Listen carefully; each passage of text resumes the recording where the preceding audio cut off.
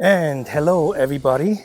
Welcome back to another one of those Afterthoughts videos. And this time it's in regard to the movie Ex Machina, which we just saw yesterday. And as you probably already know, we really liked the movie. It made me think. I was thinking about AI and all that stuff. But first I have to say it was a great movie and the writing was exceptional. I mean, as you guys know, I'm all about story, and story is writing, and if the writing is good, you have a good story, and so on and so on. And it was excellent. It was very high level writing, and then of course you have great acting, and then that's pretty much what's needed to have a great movie. But that movie had even more, because even the production design, you know, with all those glass walls, and it never got boring because sometimes you saw the reflection.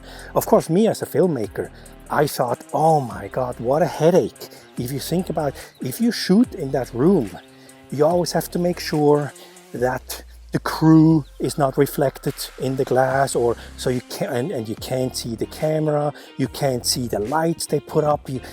I mean, this is amazing. This must have been a big deal to always make sure that, you know, then when you turn the camera, you still have to make sure that you can't see anything in the reflection.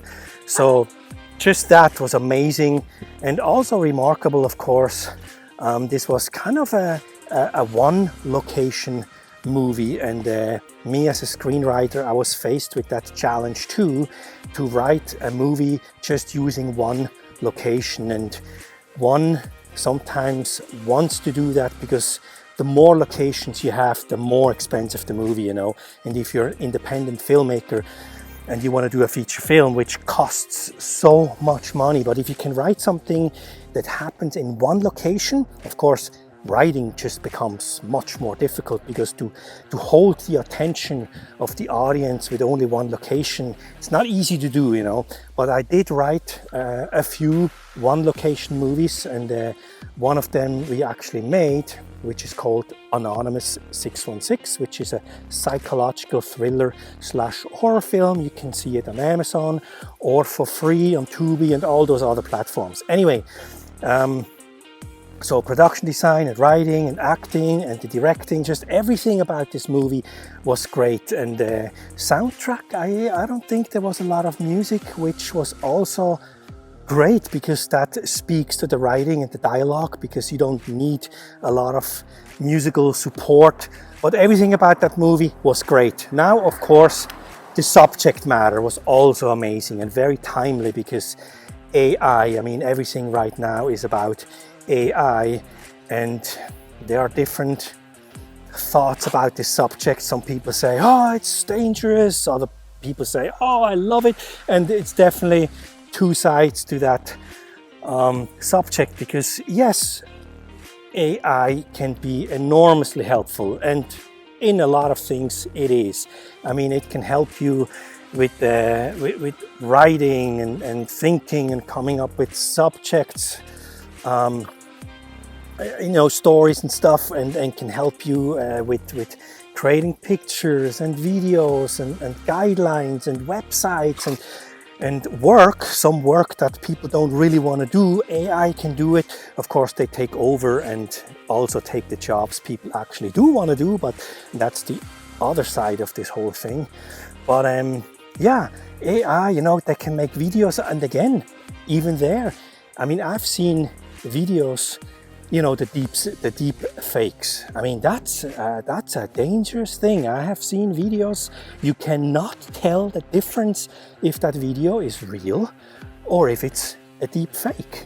And the technology, of course, only gets better. And of course, you know, the cybersecurity or the cyber forensic, they can figure out if a video is authentic or not. But the regular person on the computer, you can't tell the difference. You know, you suddenly see a video of Putin declaring nuclear war or something, and half the population goes crazy, and then it turns out it's just a deep fake. So I think we definitely need some kind of rule or law that every time you put out a deep fake picture or a deep fake video, it needs to have a label.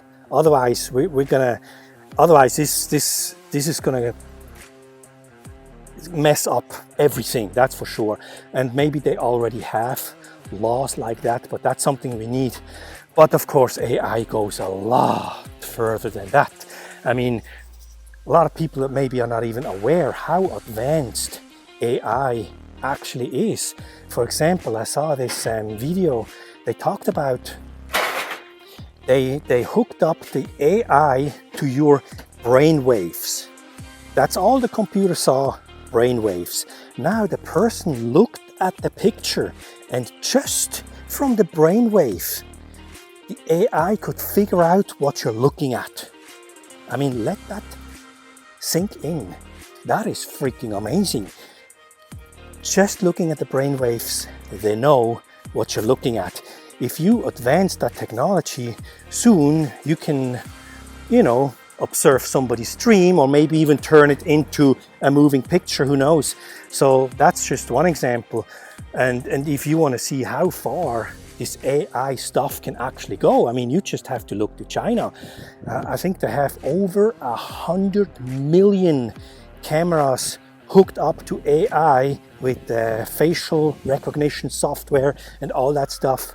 And if you're driving, for example, an electric vehicle in China, and let's say you run a red light. Now, there are so many cameras, they will see you run a red light. They will capture, of course, the footage, and it takes them a few seconds to figure out who you are. And then they know you broke the law, and they know what kind of fee you have to pay, and they can actually deduct that fee directly from your account before you even get home. You already get a ticket, and the ticket is already paid without you knowing it. And if there is not enough money on your account, they will simply turn a switch and your electric vehicle will stop, so you can't drive anymore. And then of course this will also reflect your social credit score, just like in the TV show Black Mirror, which is kind of like predictive programming, if you know what that is.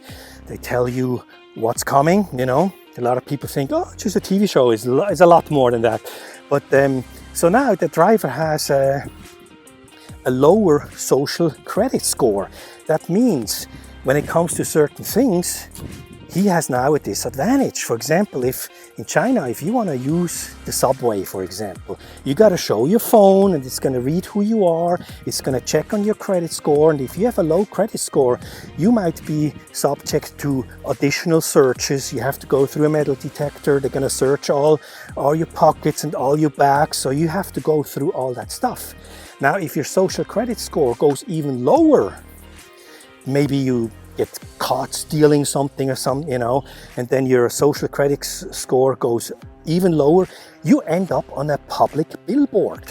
They have billboards in China where they show people that did something bad, and so society knows, oh, that person did this and that, and a low credit score, And on the other side, you can also end up on a billboard for good, if you, for example, you're an organ donor, or you give money to charity, whatever, you can also end up on those billboards promoting you as, this person has a high credit score. It's exactly like the movie, the TV show Black Mirror.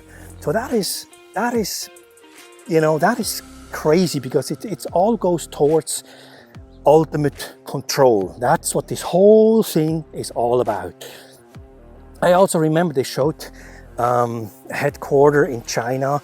They walked into this room. They had a big screen on the wall, and this Chinese lady explained that all the little dots that you see on the map, those are all construction sites, and some of them were red. So she said, when you see a red point or blinking, that means some kind of law is being broken on that construction site. So she clicked it. They zoomed in, they had different cameras, they were looking around, and they saw one of the workers not wearing a hard hat.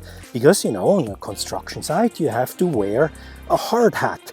So now a signal is being sent to the closest patrol person. That person goes to that construction site, points out that person, says, hey, come here, you know, and they say you're breaking the law because you're not wearing a hard hat.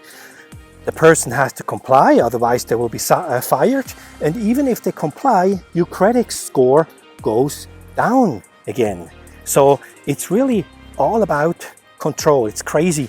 And of course you can take that even further with those crazy people who put chips in their hands, you know, so they can pay at the grocery store. They think, oh, it's so cool, I don't even need my wallet or my phone, I can simply wave my hand and beep, I can pay.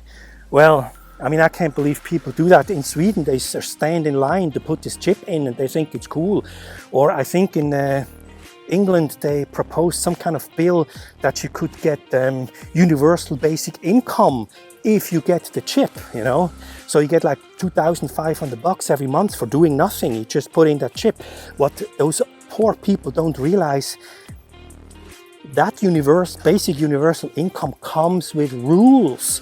Maybe at the beginning those rules are not that stringent, you know, but after a while they can make rules whatever they want to. They can say, hey, you're not going to go out at this time, you're not going to go there, you're not going to do this, and if there is voting, you better vote like this, otherwise we just turn it off. And if you are seen at a demonstration or something against the government, you know, they can simply turn the switch. Now that great chip that you have is connected to your bank account, and you just don't have access to money anymore. You can't buy food anymore, you can't take an Uber or the subway, you can't rent the car, you can't take a flight, you can't do anything anymore.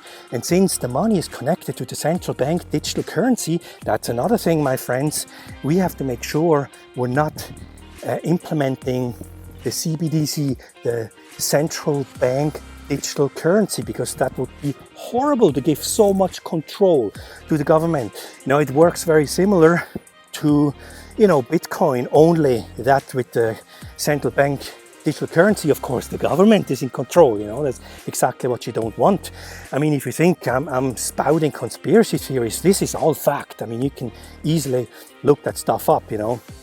Anyway, that was a fun detour talking about the movie. I don't really have to talk about the plot of the movie because the movie was great, straightforward, it was very easy to understand, the Turing test, and that ultimately the AI succeeded using all those different, the smarts and sexuality and persuasion and sympathy, and everything was used in order for the AI to actually break out of that research facility. And like I said, it was an awesome movie, I can recommend it. I'm probably gonna watch it again down the road. But yeah, I think for now, we're gonna conclude this.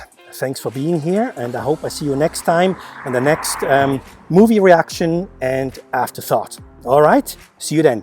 Bye-bye.